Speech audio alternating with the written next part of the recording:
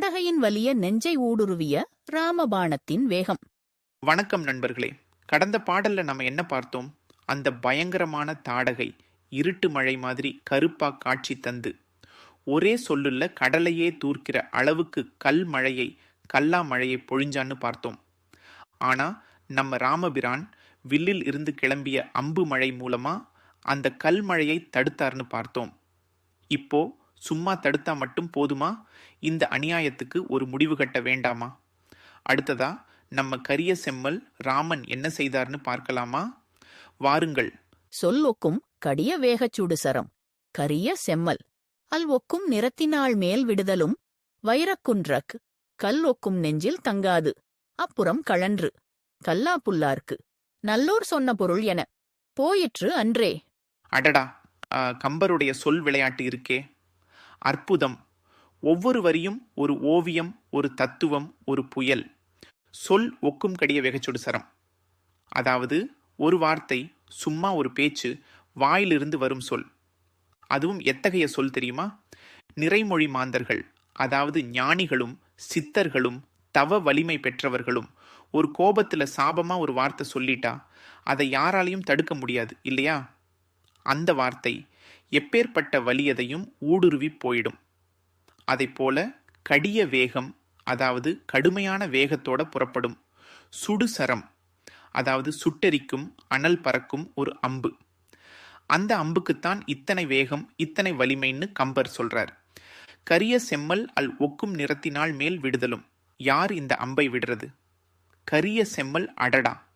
கரிய நிறமுடைய ஆனால் அழகிய வீரமிக்க ராமபிரான் அல்லி ஒக்கும் நிறத்தினாள் மேல் இரவு மாதிரி, இருட்டு மாதிரி கரிய நிறம் கொண்ட அந்த தாடகையின் மேல அந்த அம்பை எய்தாராம். அவன் குறி தவறாத அம்பை குறி வைத்து விட்டதும் என்ன ஆச்சு? வைரக் குன்றக்கள் ஒக்கும் நெஞ்சில் தங்காது.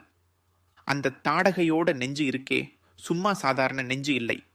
வைரக் குன்றக்கள் ஓக்கும், வைரமே படிஞ்சிருக்கிற ஒரு பெரிய மலைக்கல் மாதிரி வலிமையான நெஞ்சு. எப்பேற்பட்ட அடியையும் தாங்கக்கூடிய, எதையும் ஊடுருவ விடாத ஒரு இரும்பு நெஞ்சு, வைர நெஞ்சு. அந்த நெஞ்சில அந்த அம்பு தங்குமா? தங்காது, கொஞ்சம் கூட தங்கவே இல்லை. அப்புறம் கழன்று, அடடா! உள்ளே பாய்ந்து நெஞ்சை துளைத்து கொண்டு அப்புறம் கழன்று. அப்படின்னா தாடகையோட முதுகு வழியா அந்த அம்பு வெளியே வந்துருச்சாம். நெஞ்சில் பாய்ந்து முதுகில் வெளிப்பட்ட ஒரு அம்பு. கல்லா புல்லார்க்கு நல்லோர் சொன்ன பொருள் என போயிற்று அன்றே. இங்கதான் கம்பரோட உச்சகட்ட உவமை நம்மளை ஆச்சரியத்துல ஆழ்த்திடும். அந்த அம்பு எப்படி வெளியே வந்துச்சு? கல்லா புல்லார்க்கு நல்லோர் சொன்ன பொருள் என, அதாவது படிக்காத, அறிவில்லாத, புல்லறிவு கொண்ட சில பேர் இருப்பாங்க இல்லையா? அவங்களுக்கு நல்ல மனிதர்கள், அறிஞர்கள், ஞானிகள், பெரியோர்கள் எவ்வளவோ நல்ல கருத்துக்களை சொல்லுவாங்க.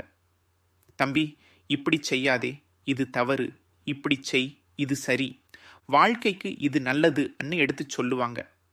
ஆனா என்ன நடக்கும்? அந்த அறிவில்லாதவங்க மனசுல அந்த நல்ல கருத்துக்கள் கொஞ்சம் கூட நிக்காது. ஒரு காதுல கேட்டு மறு காது வழியா அப்படியே வெளியே போயிடும். உள்ளுக்குள்ள கொஞ்சம் கூட பதியவே பதியாது.